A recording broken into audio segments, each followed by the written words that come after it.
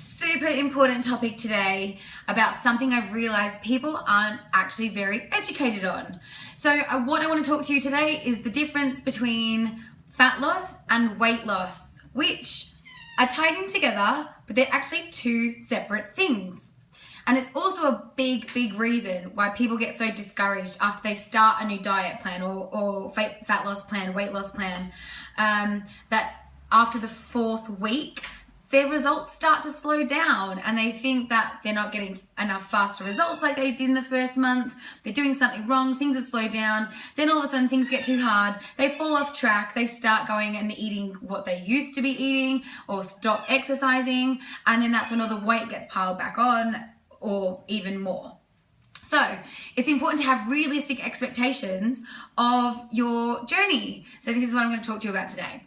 Now, difference between fat loss and weight loss. Fat loss happens at a much slower rate.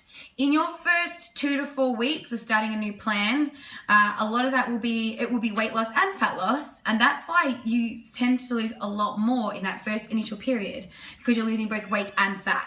Now, weight can be anything like water weight, glycogen stores, different factors can affect your weight and weight loss, whereas fat happens at a much more linear rate.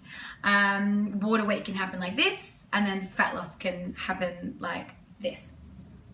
So in those first 2 to 4 weeks, you're losing a lot because you're losing water weight, glycogen stores, fat at the same time, and you might lose, I don't know, between 4 to 8 kilos depending on your weight at the moment and your activity levels. And then as soon as that 4th week hits, things start to slow down and you start losing 0.5 kilos a week and you start thinking, what am I doing wrong? This is too hard now, it's too slow. And then that's when we fall off track.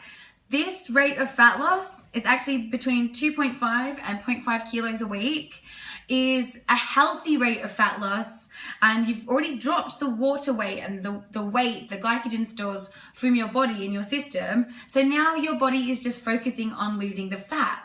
Now, that's where most people can feel discouraged because they've lost so much, but then it starts to slow down. Now, this is where having a coach or a PT to help you stay on track and educate you that this is realistic. These are realistic expectations, what you can expect with a fat loss, weight loss plan and journey.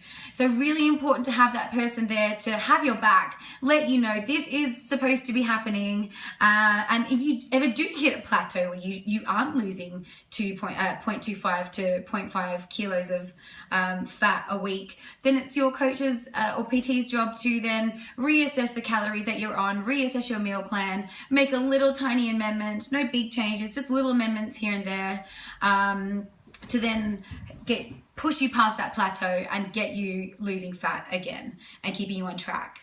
So stick at it. Don't get to the 4th week mark and think that things are slowing down, it's too hard and give up. It's supposed to slow down. It's real. So if that's what's going to make you adhere to your plan, there's no point in having a plan, workout plan, diet plan that you can't adhere to. Make sure it works for you and make sure you know that your expectations are realistic. Okay, awesome. I think that's everything I needed to cover with that. Difference between weight loss and fat loss and having realistic expectations on your journey.